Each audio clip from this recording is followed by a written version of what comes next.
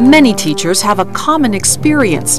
In their classrooms, they do exactly what they are supposed to do, yet their classes are rife with chaos.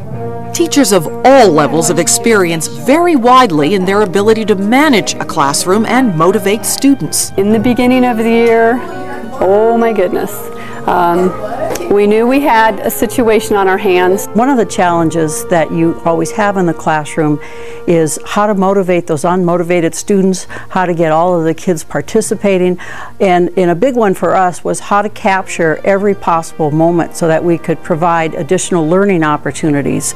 Rick Smith is the author of Conscious Classroom Management: Unlocking the Secrets of Great Teaching.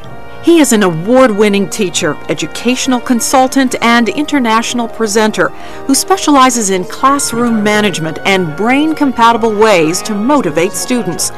Rick's teachings are powerful and beneficial to not only new teachers, but those with years of experience. In this series, he will present many enlightening concepts and powerful strategies for more effective classroom management and motivation, something he calls conscious classroom management. Effective classroom management is essentially invisible. You can't see it, but boy does it make a difference. The reason it's called conscious classroom management is to make classroom management conscious, to make it visible so that we can actually see and use these ideas. And so you can use different metaphors. Shine a light on it, slow down the video camera, use a magnifying glass, anything you want to use to understand that it's about making these management things visible so that we can use them. That which is invisible becomes visible when observers look at the foundation, who we are as teachers, the prevention, what we do proactively, and the intervention, what we do in response in the classroom. You pick one of his strategies and implement that, and then once you've got that down, pick another one that's important. And it just works so easily into the everyday workings of our class. And I've seen a big difference in our students this year because of it. The strategies are so practical and go to the heart of what teaching is all about.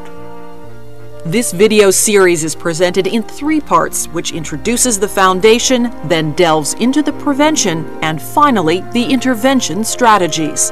The concepts and ideas bring to life for teachers who we are, what we do proactively, and what we do in response. To help educators apply what is presented in this video series, it is essential to utilize the implementation guide. When the facilitation icon appears, viewers should listen carefully to the instructions, then stop the program and utilize the activities referred to that will help teachers understand and implement the concepts in this program. In Program 1 of this series, it will be explained how assumptions, inner authority, and characteristics of good teachers form the foundation of effective classroom management and motivation. This will help unlock the secrets of great teachers with the foundation, who we are.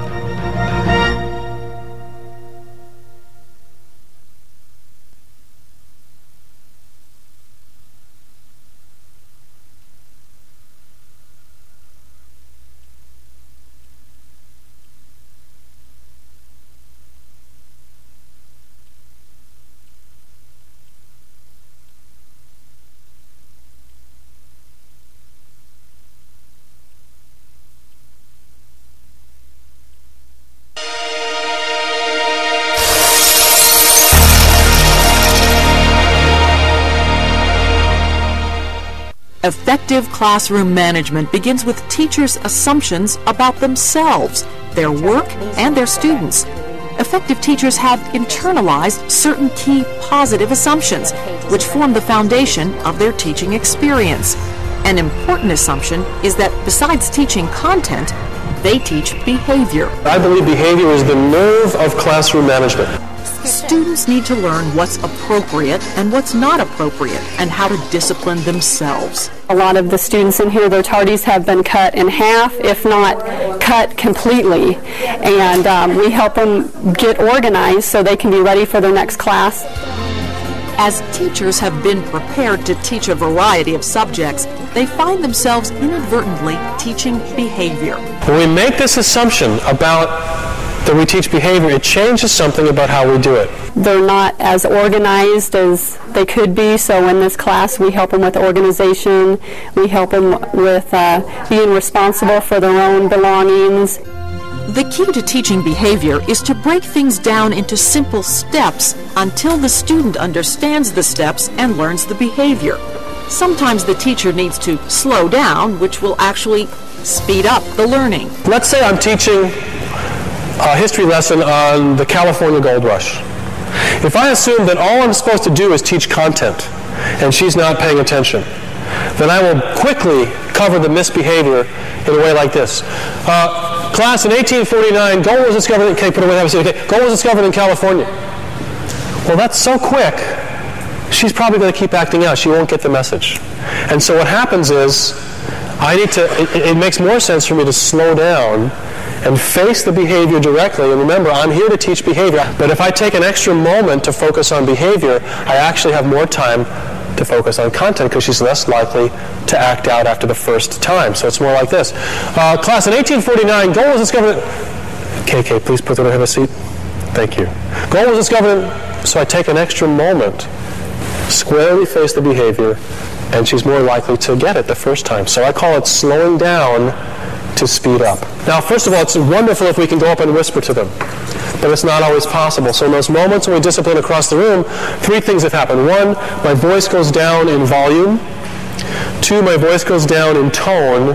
And three, my body posture gets square to the student. So I'm going to do the exact same thing I just did with KK. See if you can see volume, tone, and posture, as I assume that she wants to learn behavior. A class, in 1849, gold was discovered... KK, could you please put that and have a seat? Thank you. As I was saying, gold was discovered... As teachers assume the best about their students, assume that students want to learn content, assume that students want to learn behavior, and assume that students want to do their best, then teachers will see dramatic changes in the classroom. It's as if every moment in the classroom, every student is always asking me a simple question. It's one of two questions, and it says, could you please teach me how to behave? Or, what do I need to do or know in order to best learn behavior?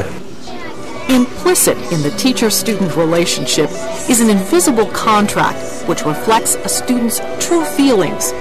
Please teach me appropriate behavior in a safe and structured environment.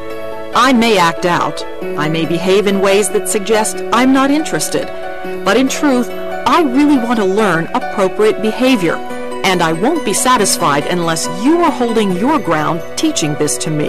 When a student acts out, it's often for one of two reasons. Either the student has not yet learned appropriate behavior, or he or she is testing the teacher's commitment to the invisible contract. And she says to herself, I want to make sure that Mr. Smith is going to uphold his end of the bargain. So the way I do that is I'll break a small rule. Now, if I let her get away with it, ignore her, she gets away with it, she says to herself, this classroom is not structured, he's violated the contract. Not okay. If, however, I come down on her like a ton of bricks and I'm really mean, she says, this classroom is not safe. He's violated the contract. Either way, without structure and safety, she says to herself, that's not okay with me. I want to make sure that he can do this, and I know he can. I have faith in him, so I'm going to communicate to him my need for safety and structure by breaking a slightly larger rule. And she will continue to break larger and larger rules until I come through consistently with structure and safety. Once she sees I'm doing it consistently, she says to herself, oh good, he's honoring the contract, now I can relax and focus on learning. The children are all saying to me, please care for me. Please care for me. Now, whether they in 6th grade at 12 years old or 7th grade at 13 years old, they can say that, they can't. But in their heart, the children are saying, please care for me.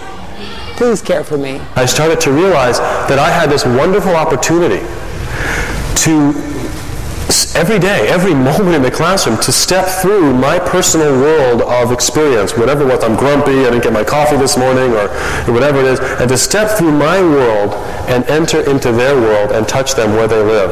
It's an opportunity that we have every day as teachers, and as we exercise that muscle, not only do the kids benefit, but we benefit as well, because we get a chance to step out of our own world. And so it's a win-win. I know there's such an emphasis on the standards and making sure that we get the content across, but I don't believe you can get the content across until you have those positive relationships with the kids. You have to make that positive connection with the kids before they can learn. So we spend a lot of time building relationships with children.